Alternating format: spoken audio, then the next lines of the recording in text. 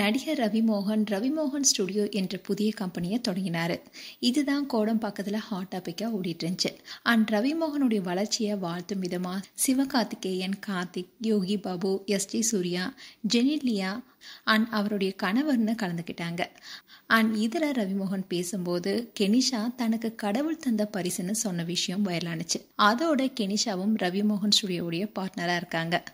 Ravi Mohan studio நடந்துட்டு இருக்கும் போதே அவங்களுடைய மனைவி ஆர்த்தி இன்ஸ்டா ஸ்டோரியில அதடியா ஒரு போஸ்ட் போட்டாங்க. அதுல நீங்க கடவுளை முட்டாளாக்க முடியாது, மற்றவங்கள வேணா முட்டாளாக்கலாம், ஏன் உங்களையே கூட நீங்க முட்டாளாக்கிக்கலாம், ஆனா கடவுளை மட்டும் முட்டாளாக்க முடியாதுன்னு தெரிவிச்சிருந்தாங்க. இந்த விஷயம் அப்ப பேசும் பொருளா இருந்துச்சு.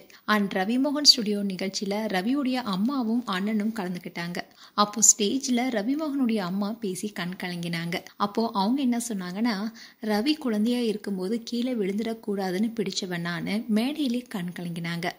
அதை பார்க்கும்போது பலருடைய மனதுமே உருகுனுச்சுன்னு தான் சொல்லணும்.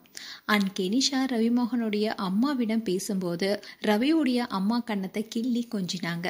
இந்நிலையில இந்த விஷயத்தை ட்ரோல் செய்யும் விதமா தனுஜா சிங்கம் இன்ஸ்டாகிராமில் ஒரு வீடியோவை ஷேர் பண்ணாங்க. அந்த வீடியோவுக்கு பல லைக்ஸ் விழுந்துச்சு. இந்நிலையில இந்த வீடியோவை ஆர்த்தி ரவியும் லைக் பண்ண விஷயம்தான் இப்போ பேசும் பொருளாக இருக்குது. அதோட அந்த கமெண்ட் செக்ஷனில் ஆர்த்தி இந்த வீடியோவை லைக் பண்ணியிருக்காங்கன்னு சொல்லிட்டு வராங்க. தங்கமே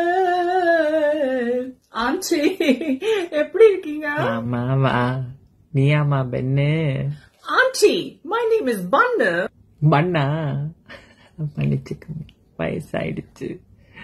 தம்பி பொண்ணு பண்ணு.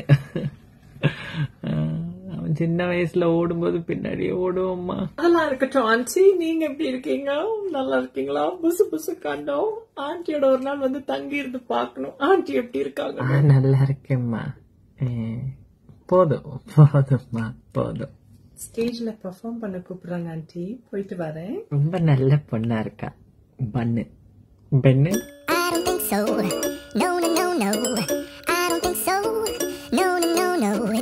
அதே மாதிரி அந்த ஈவெண்ட்ல பாவனா யோகி பாபுவை அவமதிக்கிற விதமா பேசியிருக்காங்கன்னு ட்ரோல் செய்யப்பட்டுச்சு. ஆனா இதை குறித்த பாவனா, நாங்க எப்போதுமே அப்படிதான் பேசிக்குவோம், அதை ஏன் ட்ரோல் செய்றீங்கன்னு அதுக்கு ரிப்ளை கொடுத்திருந்தாங்க. இப்படி ரவி ஸ்டுடியோ லான்ச் ஆனதுல இருந்தே சில சர்ச்சை ஏற்பட்டு இருக்கு என்பதும் குறிப்பிடத்தக்கது. மேலும் உங்களுடைய கருத்துக்களை கமெண்ட் செக்ஷன் சொல்லுங்க. இது போன்ற வீடியோஸை பார்க்க நியூஸ் தமிழ் கிளிட்ஸ் சேனலை சப்ஸ்கிரைப் பண்ணுங்க. மறக்காம நோட்டிபிகேஷன் பட்டனை கிளிக் பண்ணுங்க.